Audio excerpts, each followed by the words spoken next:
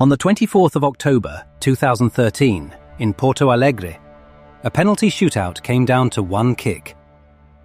The man who walked up to take it had been, 5 years earlier, one of the most frightening young forwards on earth. He chose to chip it. The goalkeeper did not move. He simply stood still and caught it. And the thing about that moment is that it was not the beginning of the fall.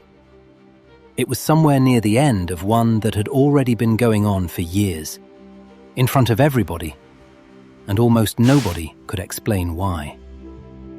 This is the story of Alessandro Pato. He was born in 1989 in Pato Branco, a town in the south of Brazil. The name of the town means white duck, and it gave him the nickname that followed him for the rest of his life. Not a nickname he chose, just the place he came from, attached to him before he had done anything.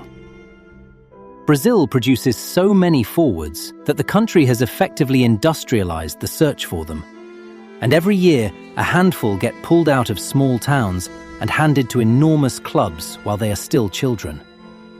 Internacional took him into their youth system, and by 17, he was in the first team of one of the biggest clubs in Brazil. That alone would have been a story. What happened in December of 2006 was something else entirely. It is the kind of thing that, if you invented it for a film, an editor would ask you to tone down. Internacional were playing a World Club tournament in Japan. In the semi-final, Pato scored. He was 17 years and 102 days old, and that goal made him the youngest player ever to score in that competition. The record he broke belonged to Pele. 4 days later, Internacional beat Barcelona in the final. Barcelona, with Ronaldinho and Deco and Eto'o, the reigning champions of Europe. And a 17-year-old from a town called White Duck went home a world champion, with a record that used to belong to the greatest player his country ever produced. Every big club in Europe wanted him. In August of 2007, Milan got him. And then something strange happened. Milan had bought him, and Milan could not play him. Because of the rules governing his registration, the transfer could not formally complete until January. So an 18-year-old sat in Milan for months, training every day with the reigning champions of Europe, watching matches he was not allowed to play in. The transfer finally became official on the 4th of January 2008. He scored on his debut, and the season after that, he did the thing that made everyone lose their minds. 18 goals in 42 matches as a 19-year-old in the most defensively obsessive league in the world. He won the Golden Boy Award, given to the best young player in Europe. He was named the best young player in Serie A. And what people remember is not really the numbers, it is what he looked like. He was quick in a way that did not seem fair. And he was quick while doing difficult things, which is much rarer. Plenty of players are fast in a straight line with nothing in front of them. He was fast with the ball, through traffic, deciding as he went. In the 2010-11 season, he scored 14 goals in 25 games, and Milan won the league. 21 years old, a Scudetto, and a reasonable argument that he was going to be the best centre-forward in the world. And then, his body simply stopped agreeing to it. Not one catastrophic injury. That would almost have been easier to understand. Instead, it was a muscle, and then another muscle, and then the same muscle again. Weeks out, back in, sharp for a month, gone again. The cruelty of that pattern is that it never lets anyone conclude anything. Every return looked like the return. At one point, he had suffered 8 separate muscular injuries in 2 years. Read that again. 8. A player whose entire game was built on acceleration, tearing the parts of himself that produce acceleration over and over from the age of 21.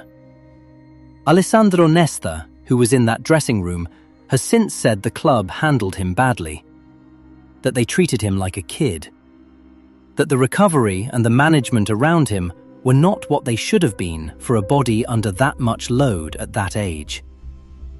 Whatever the cause, the effect is not in dispute. The pace never fully came back. And when your whole game is pace, losing a portion of it does not make you a slightly worse version of the same player. It makes you a different player, one nobody scouted and nobody planned for, least of all you. In January of 2013 he went home to Corinthians, one of the biggest and least forgiving clubs in Brazil. He was 23. He was supposed to be entering his prime. And instead, he was arriving as a repair job. And then came the shootout in Porto Alegre, Copa do Brasil quarter-final.